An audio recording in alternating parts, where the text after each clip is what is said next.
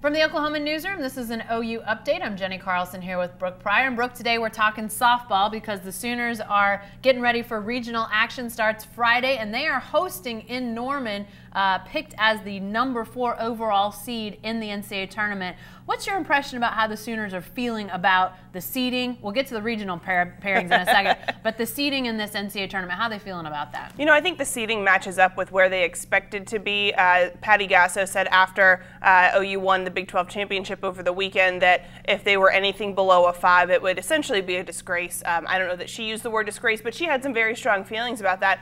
And she's right. This team only lost 3 games all season. They went undefeated in conference play, undefeated in the conference tournament. So I think they definitely deserved a top 5 seed. I was a little bit surprised that Florida kind of leapfrogged them there for the #3 spot. I thought maybe that's where OU would hold because that's where it was in the RPI going into the Big 12 championship weekend. You have to wonder, you know, Florida winning the SEC tournament probably helped because they're playing so many teams that are ranked higher than the Big 12 teams. And then you also have the fact that OU really struggled against Iowa State on Friday night, and you have to wonder how much that kind of factored into those 2 spots. Yeah, probably splitting hairs at that point between potentially the 3 and the 4 seed nationally. But regardless, Sooners at home for a regional that starts on Friday night for them against Boston, a team that, you know, in a lot of years it wouldn't really cause any ripples. But this year, Boston's one of only 3 losses on the Sooners' schedule. Did they see that and sort of have some eyes pop out? You know, I wasn't there. They watched at Patty Gasso's house, but watching the reaction that ESPN was filming live, there were some interesting faces because you look at that regional. They opened with Boston, a team they lost 4-3 in New Mexico. It was an early season tournament. The team had been dealing with this stomach bug and flu that had kind of gone through everyone, and at this point in the tournament, people were pretty exhausted. They were down some people.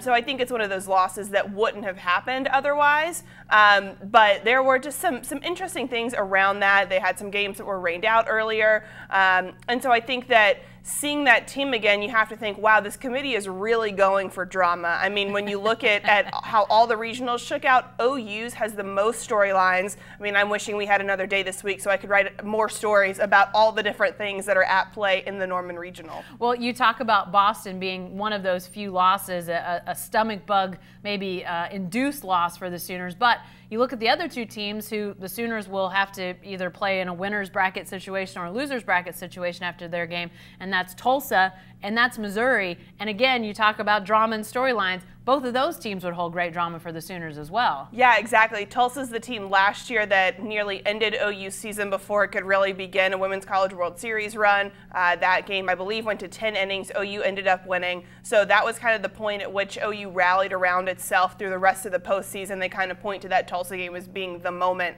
And then you look at Missouri, that's a team, they have a different head coach now, but that's the team that Paige Lowry and Parker Conrad, whew, it got a lot of Pages, a lot of Parkers. Paige Lowry, Parker Conrad, both pitchers, both Missouri transfers. They kind of joined OU after Parker Conrad was only there a season, Paige Lowry there 2 seasons.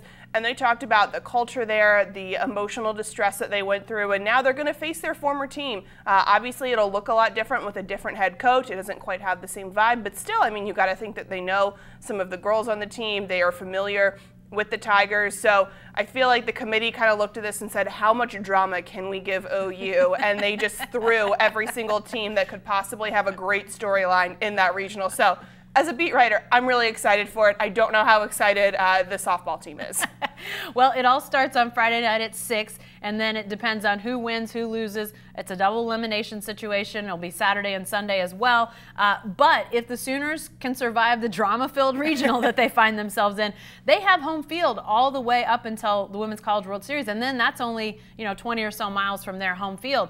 And it looks like the crowds, Brooke, are going to be off the charts. They got a quick sellout. How much of an advantage do you feel like the Sooners have in this situation? I mean, and it's an advantage they earned with their play this year. Oh, exactly, and it's a huge advantage. You look at even the Big 12 tournament, they kind of have a home field advantage in that sense because the games are being played in Oklahoma City, but you could tell the difference. You know, the music wasn't what they would typically do. The fans aren't sitting as close as they are at Marita Hines Field, and you could see that maybe that kind of took a toll on them in those Friday games when they were really tired. They didn't have that instant boost of energy that you really get from the fans at Marita Hines. So this weekend, they're going to have the fans, they're going to have the Twizzlers, colors. They're going to have Let Me Clear My Throat. They're going to have every single element that they were able to use during the regular season that kind of pushed them through. They'll have that at Marita Hines, and like you said, it was a quick sellout. Within an hour and a half, all of the tickets were gone. I checked on StubHub yesterday, and there weren't any available. So if you were lucky enough to get a ticket when those went on sale Monday at 10 a.m., consider yourself, one of the few, one of the, I think, 1,800 or so tickets that they probably sold.